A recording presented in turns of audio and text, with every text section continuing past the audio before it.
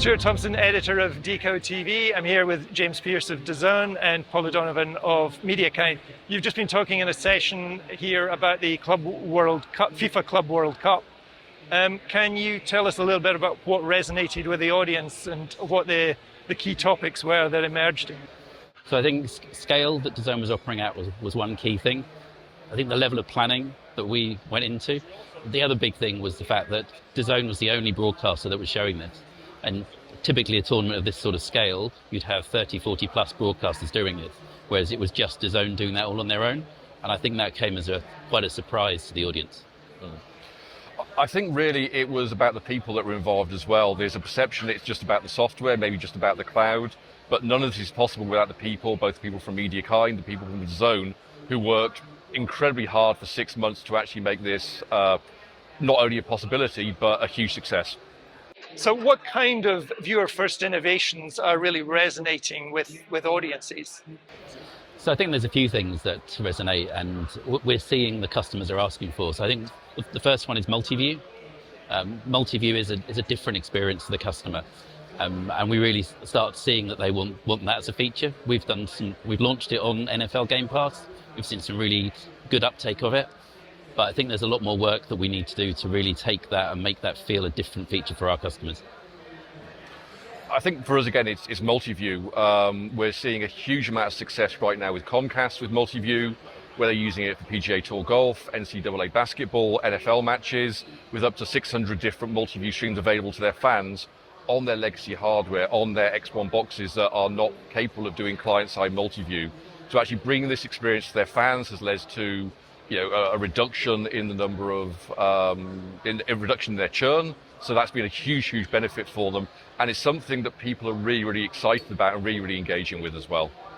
So with multi-view, what really needs to happen to make that work well? So there's two bits. One is being able to make the customers feel like they are choosing the content in the multi-view. And some of the limitations that we've seen in the technology means that you have to, behind the scenes, make that work. And then I think the other challenge is that not all devices are equal. So some devices will support multi-view and some devices won't. And trying to have that explained to the customers that you get different capability depending on the device can sometimes be quite challenging. I think that's why we focused on server-side rendering at MediaKind with our MKO multi-view solution, because it works on any device that can do video playback. So all of a sudden your 2017 Samsung Smart TV that can't support client-side multi-view can be enabled with server-side multi-view, and it enables premium experiences to be brought to these older devices, which is a huge boost for fans. Now we're hearing a lot about low latency. How did that resonate with the audience here, and what more do you think needs to be done in that area? So I think low latency is a very interesting topic. It's something that we talk a lot about at DAZN. And I think latency, there's not one answer for latency. There's different use cases where higher latency is more acceptable than others. One of the scenarios that we see latency being interesting is when we have our stream as a companion to another broadcaster or another stream that's happening. In that scenario, the latency only needs to be just good enough. But then you've got other scenarios where you're competing with social media and WhatsApp groups to be able to tell you that something's happened. And I think that's more challenging because of the latency that you need to hit to make that not so impactful is a lot lower. And that's really where the technical challenges are. Actually, I think my key takeaway listening to James was reliability is key. Lowering latency is nice, but it's live sports. You can't ask someone to have a second go at the penalty because you had a 5-second outage. So reliability is absolutely the key here for sports streaming. I think what's been very interesting for us is the journey we've been on with the NBA. We're over a course of 3 seasons. We've taken them from 20 seconds glass to glass down to 12 seconds glass to glass, now moving forward in this season to 8 seconds glass to glass. So it can be done, it can be brought down, but it needs to be done in a way, especially when it comes to sports, which focuses on reliability, not just the lowest possible latency. And I think what's also really important is when you're talking about large global streamers such as DAZN, it's about device compatibility as well. If you're only supporting a few devices, it's much easier. When you want to reach a global audience where you might be encountering a lot more old devices in the marketplace, device compatibility becomes key as well. And combining device compatibility with reliability, and intrinsically that means that you are going to have maybe slightly higher latency than ideally you'd like, but it's getting better and better year on year.